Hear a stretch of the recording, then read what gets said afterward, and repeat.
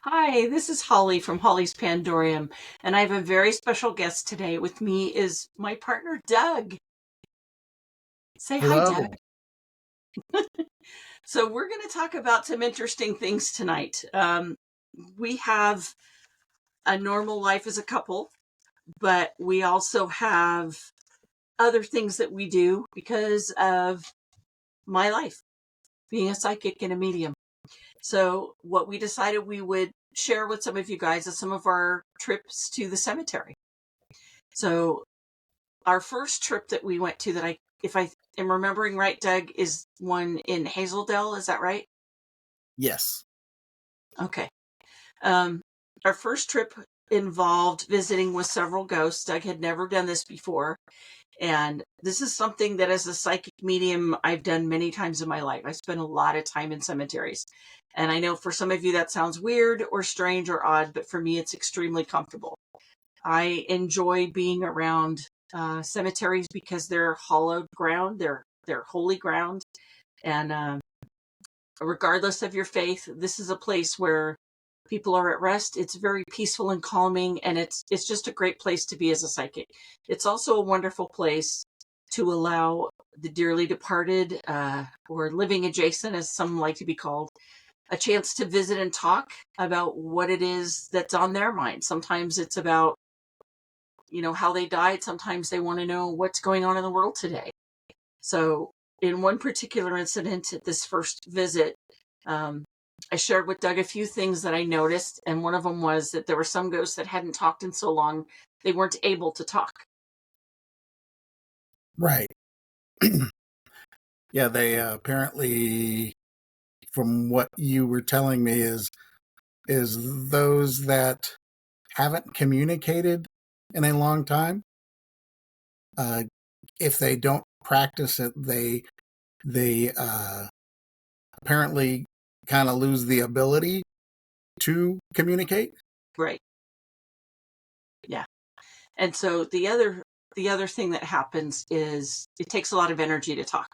And that's another reason why sometimes spirits have a hard time just forming words, and that's why I cringe sometimes when I watch ghost teams when they're fireballing questions one after the next for a ghost. And it's like, you're so excited to talk to them, you don't realize it's taking them every bit of energy that they have just to answer the first question.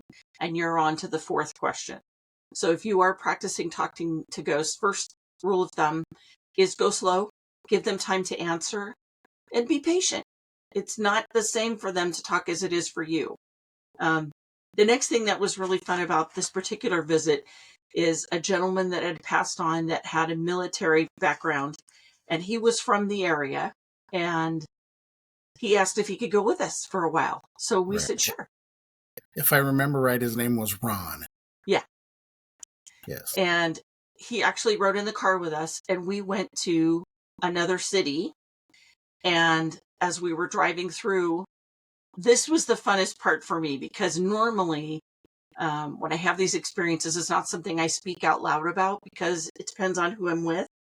And Doug is the best partner on the planet because he's open to this stuff. And he, in this instance, was really helpful for me to quantify what I was hearing and actually help explain things to me.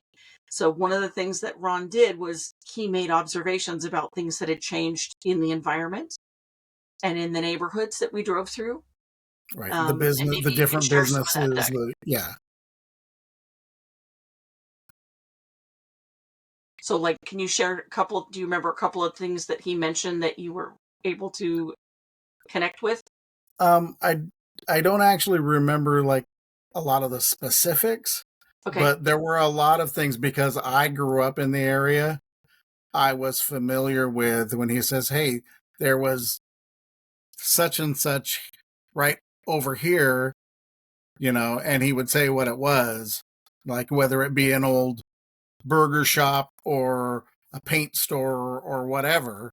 Um, I was able to confirm, yeah, there used to be that there. So yeah, so that was some really good confirmation. That was actually very fun for me because I don't Hmm. normally get to do that. And so dealing with local ghosts so to speak, and that aspect has been really fun since Doug is a native of this area of Washington. Right. Well, And and so, there was the one instance where, because Ron was a Vietnam vet, right, um, you know, all of his references were from the late 60s into the 70s. right, And we were driving by a billboard, and it talked about the legalization of marijuana in right. Washington State. Um, and he asked about it, and I replied, you know, Holly translated it to me, and I replied, yeah, it's legal here now. And he was blown away. He was amazed that that happened. Yes. Well, and he ended up coming to, at the time we lived in an apartment, and he came with us to the apartment for a while, and he was completely shocked that there were shows about people hunting ghosts and wanting to talk Yeah, to ghost ghosts. hunters and ghost adventures He and parked his ghost butt this, on the ghost couch, that. and Yeah. yeah, and he just, it was absolutely fun to say, you know, he was watching as a bystander basically, but he was like, they actually want to talk to us. People want to talk to us. What do you mean they want to talk to us? And Well, it was just fun. yeah. And he was the one that I don't remember what show it was or what they were doing on the Right. show, but he informed us that wherever they were at was like at times the living adjacent ghosts, spirits, whatever you want to call them, they want to get away from the hustle and bustle of modern life, Yes. you know, and all of us, Right. because we're exhausting, Yes. We you are. know, Yeah. and they have literally like safe zones where they congregate Right. just to rest and Yeah. recoup and be with other living adjacent people, Yes. you know, which that never crossed our minds that that would even have been a thing. Yeah. I do have experience in dealing with ghosts that have shared with me that they have places where they go to regenerate, and that Hmm. there's also places that ghosts like to travel to that act like an elevator or an escalator to other places that they want to go. And Right. I've been told that these places are more remote, and they've described to me where they're at. And I don't share this in detail with many people because they've asked me not to. And so I Right. will That's just say their that, safe zone. yeah, You they know, deserve their privacy too. And it's so, their sanctuary. yeah. And so these are types of places that um, ghosts go to kind of take a breath, and in some cases as a portal to go to other locations quickly, um, different realms in some occasions, depending on where these spots are. And it's just kind of fascinating because they visit us, but they have their own life aside from that. And if they've been here long enough and learned how to function, like if you remember in the movie Ghost, if anyone's seen the movie, there's several references where the ghosts are teaching each other things and trying to get acquainted with what it's like to not have a body, because it's very frustrating. Right. um, there's been lots of incidences where, um, it's kind of amazing that they're able to do what it is they're able to do, whether it's move a cup, open a book, you know, open a Right. drawer, leave a dime out or a feather. We've had all kinds of stuff that we've come across over the years. Thumbtacks. Yeah. What's that? Thumbtacks. Yeah, thumbtacks. Oh dear. Yes, thumbtacks. Yeah.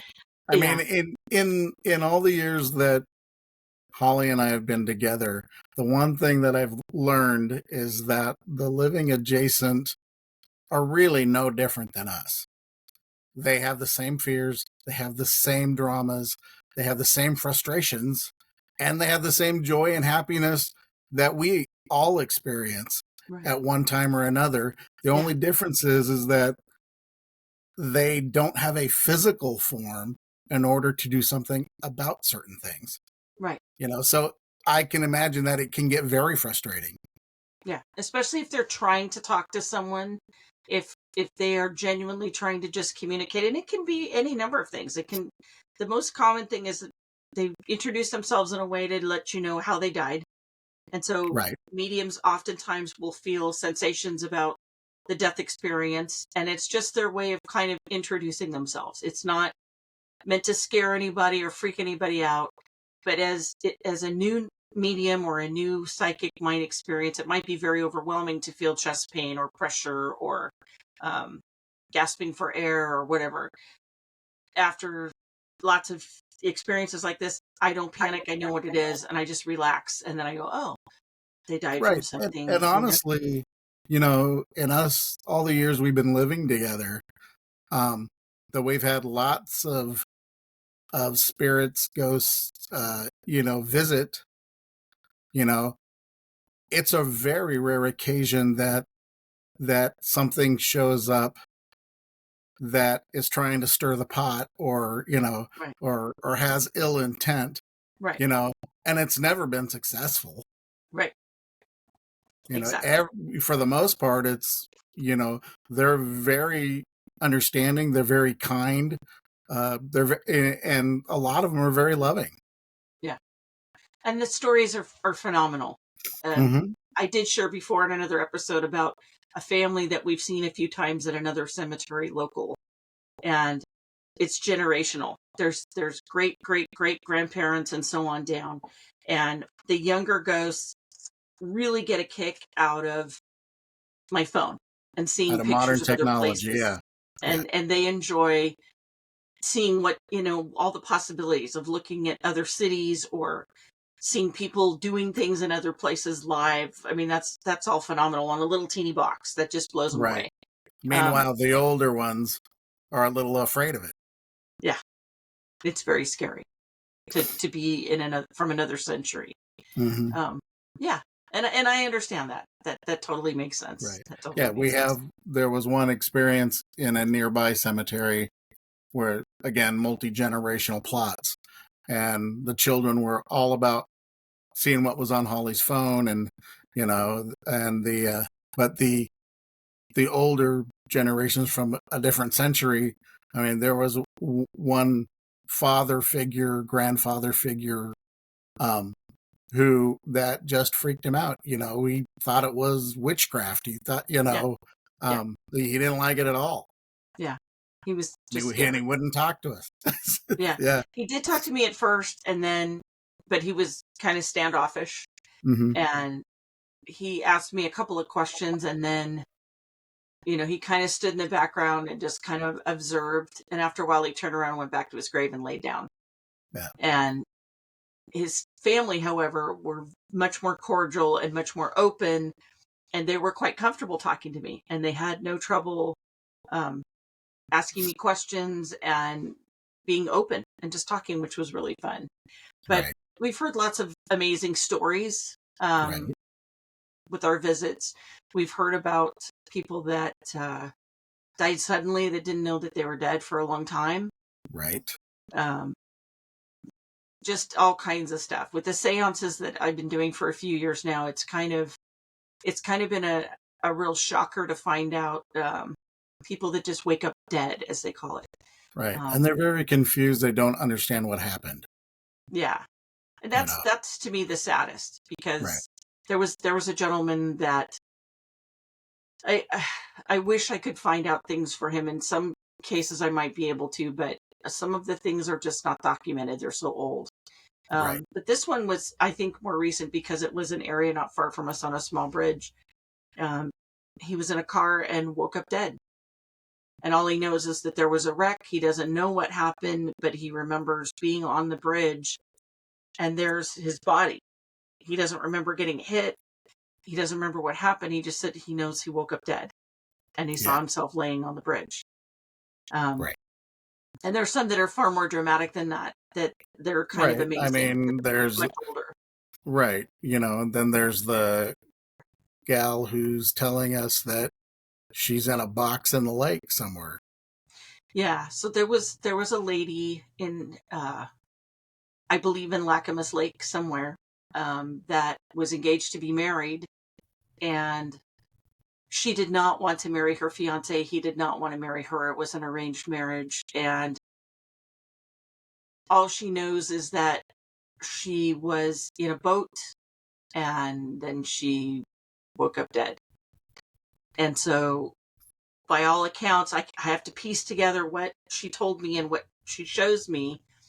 And what she basically showed me was herself, just her bones left in this weird shape.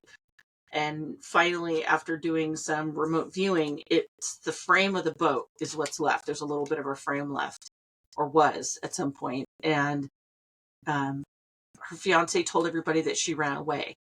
Right. And what had actually happened is he killed her. Yeah. He drugged her, put her in We a boat, suspect and that sank it. we suspect that he killed her. Yeah. And that's, again, I don't And have that the was a long facts to time back ago up what too. I'm saying. I'm just telling you what she told me. Right. And it's sad because she knows that he went on to get married to the person he actually loved, which is all she ever wanted. And Right. instead of working on something amicable for both of them, society and pressure was such that they were going to have to get married against their better feelings. And yeah, that was a hell of a way to go. Right. Some of the stories are quite gleeful and wonderful, and we hear about people getting reunited. Yes. And families connecting that have been lost for years, which is wonderful. Right. And one of my favorite stories that I shared on a quick video that I'll share really here as well. There were 3 little boys that ran up to me one afternoon, and they said, "Guess what we we were did?" at a different cemetery this day. Yes. Yeah. And they ran up to me and Doug, and they said, "Guess what we did?" And I said, "What?" And they said, "We buried her dog under the tree." And I said, "Oh, yeah." And they said, "Yeah." And they said, "When our dog died, he was part of the family, and we wanted him to be under the tree with family." And actually, they didn't say he or she, so I can't say for sure that it was a male or female dog. I'll correct. And they had said that they didn't understand why they couldn't. All the adults told them, no, the dog doesn't belong in the cemetery. It's a dog. It's not, cemeteries are for people. But to them, the dog was a family member. So one night they snuck over and buried the dog in the cemetery underneath this big tree. We have pictures of the tree with Holly standing next to it. Yeah. Yeah. But I hear stories like that all the time.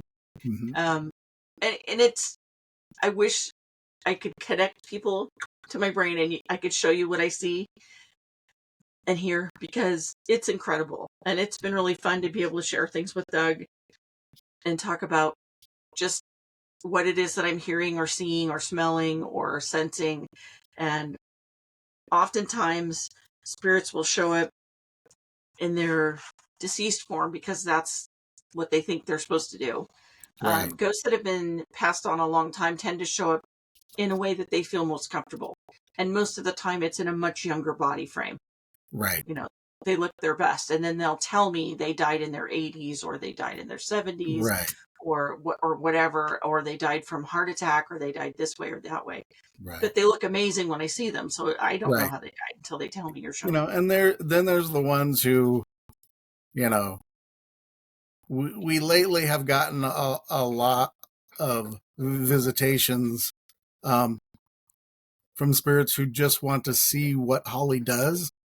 Yeah. And some of them try to do the haunting type of thing and freak Holly out, but Holly's seen it all. And so none of that stuff scares her, and when she doesn't flinch or anything like that, then they're like, oh, okay. So, and then everything's normal. And I think part of it is some of them are just testing the waters to see who I am and what I am. What am I doing? There used to be a big generational spread of people that did what I do in communities all over the United States and other places. Yes. And it's dwindled. There's not as many people doing seances as there used to be. And that leaves a gap in the spirit world. And I encourage people, if you're interested in doing seances, please research it and do it carefully and respectfully. And you don't have to just go to haunted places to talk to ghosts. They'll come to you Right. if you ask them, but you got to be careful how you ask. Just be sure to protect yourself. Well, that and the old saying is very true. Be careful what you wish for, because you will get it, and you don't know what you're going to get. Just like anything else that's used to connect with the afterlife, it's definitely something amazing. Right.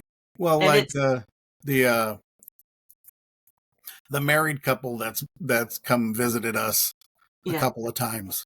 Yeah. And this is the most amazing thing ever. And, and I've never heard of it before, neither had Holly, but they want to renew their vows. They want to get remarried.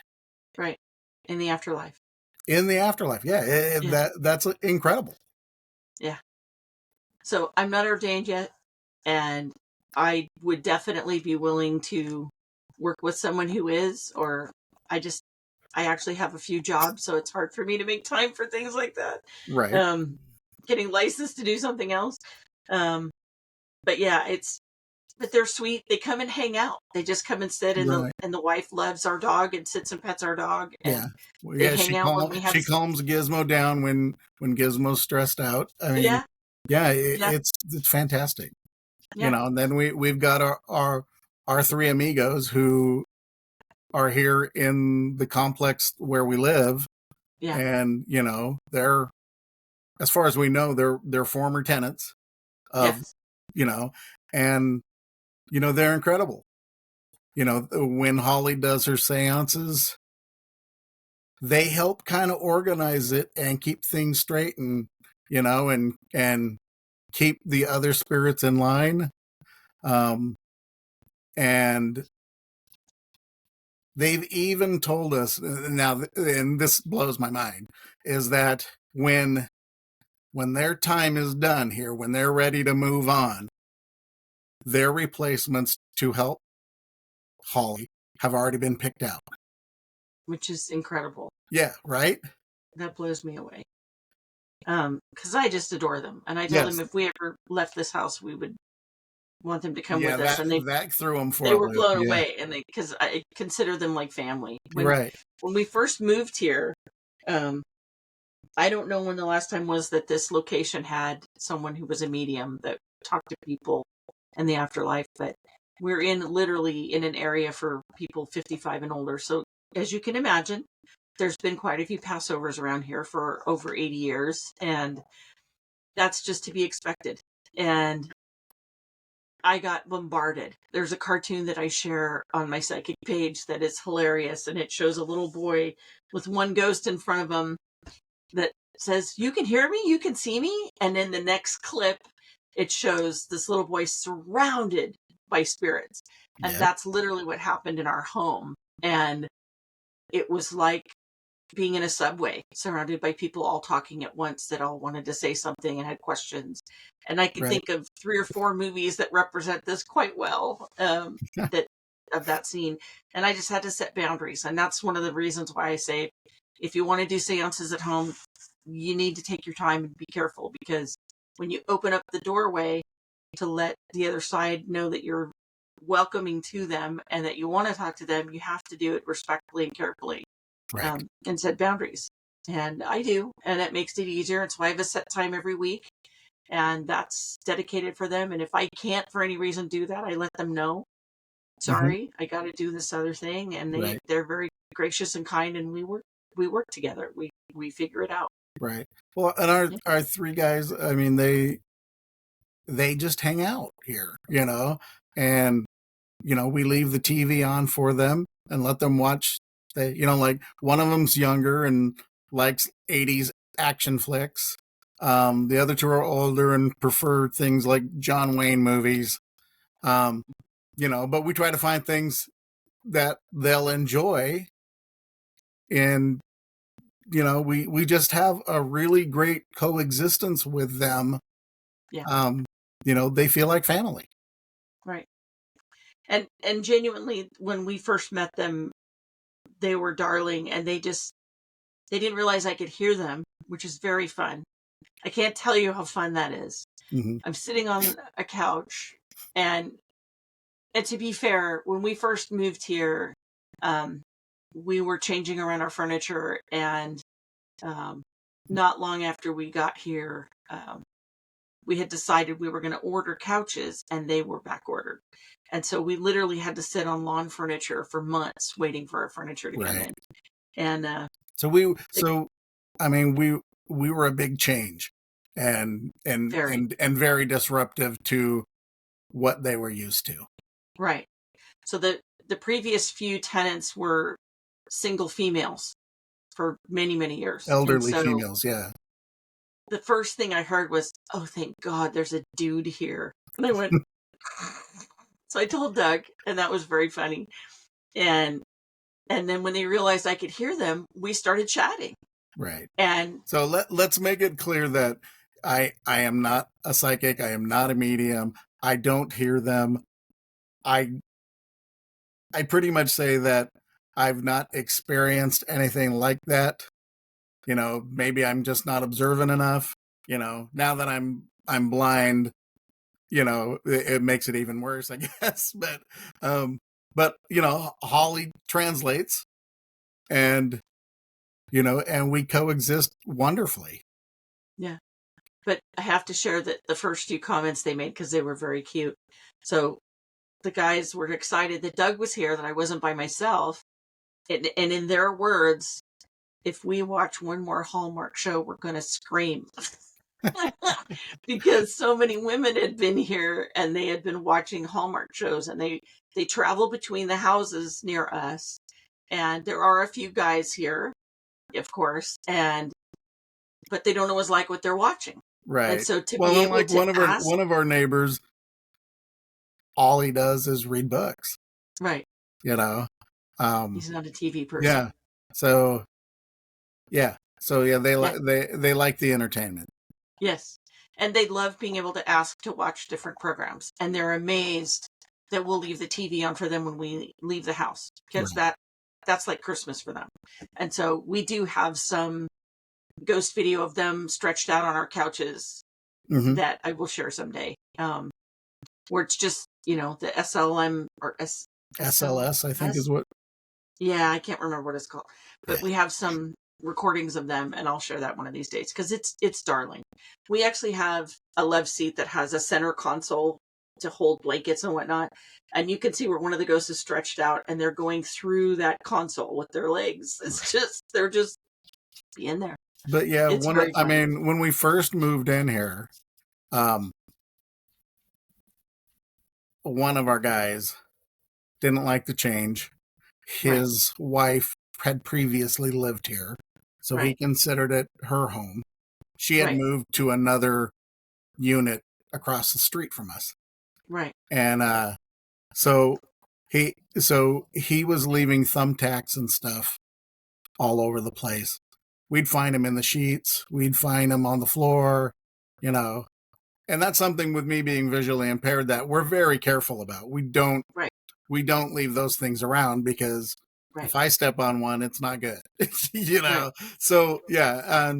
But Holly had a talk with him, you know, and he's one of our favorites. Yeah. Yeah. So, and just to go back to emphasize the thumbtack story. So we hadn't even unpacked our house all the way, and I'm allergic to cats, and we had literally had family come in and help sweep and dust and mop before I could even come in certain rooms, because there was a lot of cat hair. And so there wasn't anything remaining. There was literally, this house was stripped down to the bare walls. There was nothing in here. And I never would have had office supplies in with bedding. And so when we first made our bed, we had a new bed, we had a new mattress, new everything. And there's this literally a thumbtack sitting pointing up on the mattress. Well, and then there was one under the sheet. There was one under the sheet. There was one on top of the sheet, and it was like just right where you would put your hand or sit your bottom on it. Yeah. And it was like, okay, but what is this? He was just voicing the best way he could his displeasure with the situation. Right. And so I finally said, all right, we need to have a talk because it kept happening. And I said, what is your deal? And he said, well, she's not happy. She really liked this place. And I said, wait a minute. This was her idea. She wanted to be on this other location for these reasons. Excuse me. And he said, oh. I said, go watch her. Go see what she's doing now. Go see where she's at and see what's happening. And he came back the next day and he said, I'm sorry, you're right. And I was like, because I was thinking, I do not want to deal with this forever. Good grief, Right. Yeah, crazy.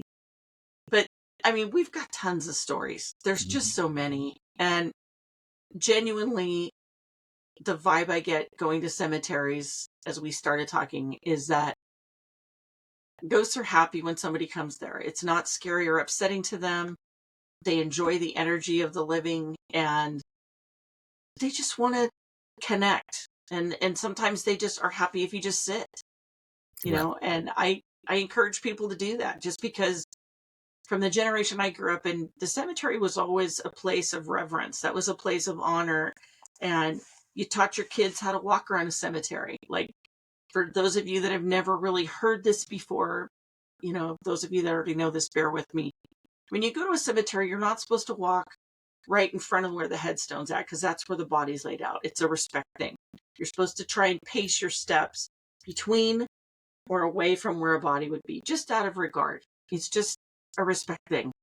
And that's part of the reason why I don't ever go to cemeteries at night, because that's not respectful. We're supposed to go there when it's open to the public for everyone to go there. If a cemetery ever gave me permission to go at night, would I go? Sure. If there was a purpose behind it and I had spirit intention that was acknowledged that they wanted me there for some reason, yes, I would go. But otherwise, I do not. I go where it's appropriate, and I try to be as mindful of their feelings as possible, because they do have feelings and they do get upset and they do get hurt and angry, and there's no reason for that. Right. They deserve to be respected as much as we do. So we should talk about the latest cemetery that we just went to. Oh yeah, which was really a bit something. north of us. So it's actually a Catholic cemetery. Yes. And so we decided to drive out there and check it out. Very well maintained, but a lot of things going on around the cemetery. Right. Yeah. And they were rather skittish. Yeah, so a few things happened when we got there. One of the things that I noticed right away is some of them were trying to hide in the trees. They were terrified. As soon as I greeted them and started talking, some of them walked right up to me and started talking to me. And my spirit guides told me to bring a rosary. Well, I was raised with Catholic instruction, and so I've always had rosaries. I love them. I collect them. And so I brought one with me out of respect, because this is something they acknowledge and understand. So I brought it with me. And that helped some of them to understand that I wasn't there for any malice intent. And so they walked up and said, there's all this stuff going on around us and all these houses going up, and we're afraid they're going to move us. And so I assured them, and Doug assured them, that this was a well-maintained cemetery. There's a lot of respect here. And remember, when you were alive, there was a lot of houses being built too. This is part of life. It's part of progress. It's okay. It doesn't mean they're going to move you. It doesn't mean your resting place is going to be disrupted. Right. Well, you have, they just feel that they're going to be displaced. That, Right. Nobody likes change. And, Right. When originally this cemetery was out in the boondocks and there wasn't hardly anything around it, and now there are huge housing developments all the way around it. Right. And they're being disturbed by all the commotion and the building and the busy street, because it's just getting busier and busier. And then to top it off, we don't know why, but when we went there, there was a tree that had been chopped down and had been sawed up, and the rounds were still sitting there. So somebody just cut down one of their trees, and all these things were distressing them, Right. and they were having a hard time dealing with it. Right. And I'm glad you remembered that, because that's important, because the tree being cut down was further evidence for their conversation among themselves that, see, look, they're getting rid of the trees. They're going to build houses here. They're going to move us. Right. And so I wish that we were in such a time that there would be more openness to the afterlife and to just discuss things like that. Like there would be someone assigned to a cemetery to just say, hey guys, this is going to happen in your area. It's okay. For anyone that's interested, anyone that's listening, this is what's coming, or this is what we plan to do. And it's okay. We're working in your area, and just kind of include them in the conversation. They're not, for people that don't understand, no, you're not gone when you're gone. Your body's gone. That's it. Your soul is still there. Energy is energy. Right. It does not die. Energy stays.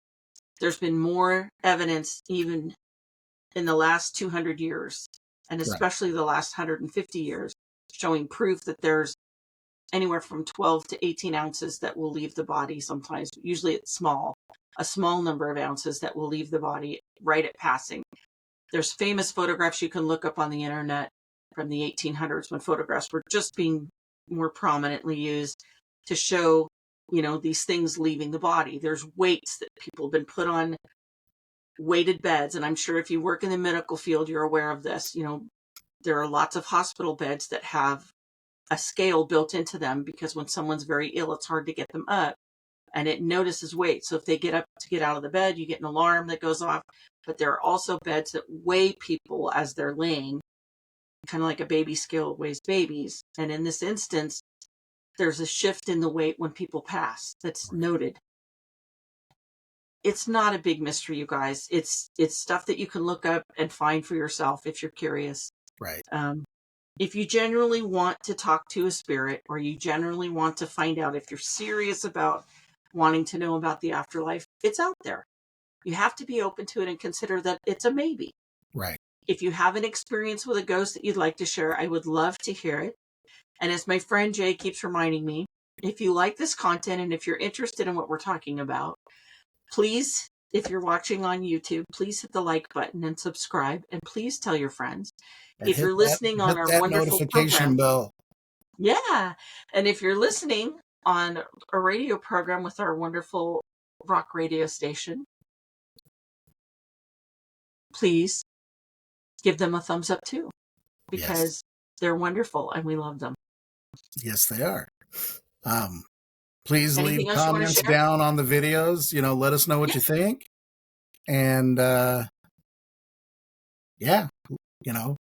a hold of us if you've got a story to share. Other than that, really, like if you're thinking about going and visiting a cemetery, take a moment, breathe the fresh air, maybe even clean off one of the headstones, just be respectful, and it will make them so happy that somebody actually cared enough to do it. Yeah. Well, there's more content coming, so hang in there, and thank you again. This is Holly from Holly's Pandorium, and Doug. Thank you, Doug. You're very welcome. And we'll be back soon with more fun stuff.